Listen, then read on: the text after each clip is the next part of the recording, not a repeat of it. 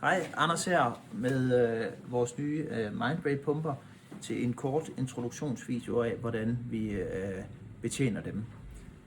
Vi har 3 Mindray pumper. Man kan køre Propofol, Remifentanil og så eventuelt Noradrenalin, eller hvad man ellers har behov for. Pumperne de kan tage 50 ml sprøjterne, de kan tage 20 ml sprøjterne, og de kan tage 10 ml sprøjterne. Som udgangspunkt er det default til vores 50 ml sprøjter. Man tænder pumpen heroppe på øverste knap, og så kommer der en startskærm. Startskærmen ser sådan her ud. Herefter kører sprøjtearmen ud. Når sprøjtearmen er kørt ud, tager man fat heroppe og lukker skærmen op. Herinde sidder der en lille klemme. Den kan godt være åben. Lige nu er den lukket, så jeg åbner den op ved at trykke den ned. Herefter tager jeg min fyldte sprøjte og sætter ind, så den med vingerne kommer ind og får fat det her, og så slår jeg klemmen op igen. Herefter griber sprøjtearmen selv, og jeg kan lukke låget. Der kommer forskellige muligheder, man kan vælge forskellige ting. På nuværende tidspunkt har vi valgt bare at vælge udefineret heroppe, og så er den klar til milliliter i timen. Det vil sige, at jeg kan bare trykke herunder, og så kan jeg vælge 10 og trykker bekræft. Og så er den klar, og så kan jeg starte den hernede.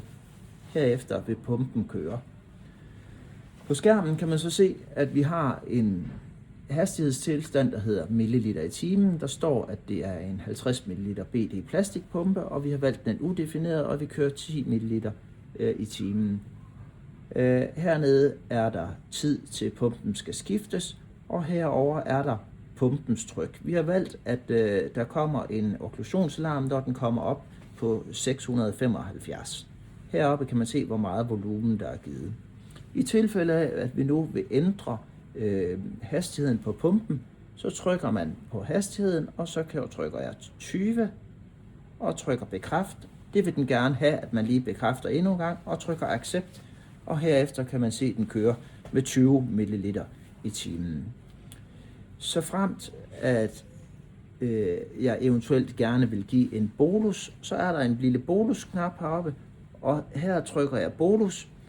Jeg kan vælge at give 1 ml bolus ved at trykke 1 ml, og så trykke på bolusknappen. Så vil der komme et bolus-skilt, og den vil give 1 ml i bolus.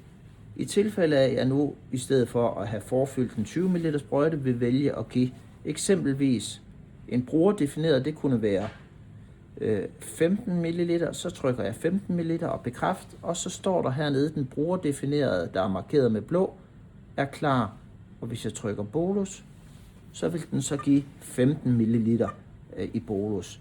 Så fremt at jeg nu ikke ønsker at give alle 15 ml, så trykker jeg bare på afslut, og så stopper den sin bolus-funktion. Hvis jeg ændrer pumpen, nu prøver jeg lige at ændre til 100 ml i timen, og så ser vi her, se, så ændrer den også hastigheden. Nu vil der være 26 minutter tilbage til sprøjten skal skiftes. Den er automatisk sat til, at når der er 5 minutter tilbage, så vil den give en alarm, så man er klar til at trække den næste sprøjte op. Når man skal skifte sin sprøjte, så trykker man først på stop, så kommer den på pause. Man åbner her og åbner sin klemme. Herefter kører sprøjtearmen ud og slipper sprøjten. Jeg tager sprøjten ud, tager min nye sprøjte ind i armen der og klikker klemmen op igen, og så griber sprøjtearmen helt automatisk igen. Jeg lukker, og så er jeg klar til at køre videre, når jeg har trykket start.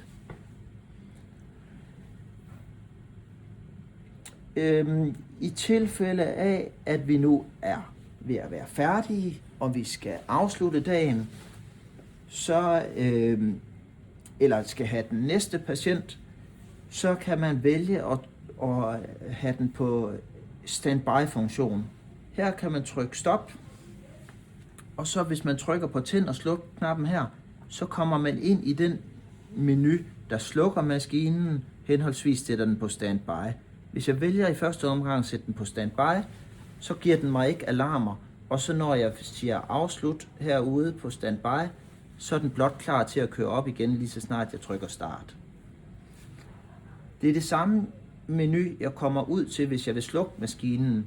Her kræver det bare, at jeg først har sprøjten ude, så der slukker jeg, eller sætter den på stop, tager klemmen ud, tager sprøjten ud. Det er underordnet, om klemmen lukkes op eller i. Lige så snart jeg lukker selve forsiden, så vil den være klar til at køre armen ind.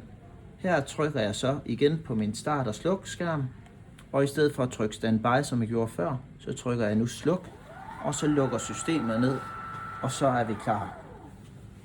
Det var alt for nu. Stil endelig gerne spørgsmål eller kommentarer. Vi udvikler det sidenhen, hvor vi vælger, om der eventuelt skal stå propofol eller remifentanil på skærmen, men fra start kører vi udefineret. Tak.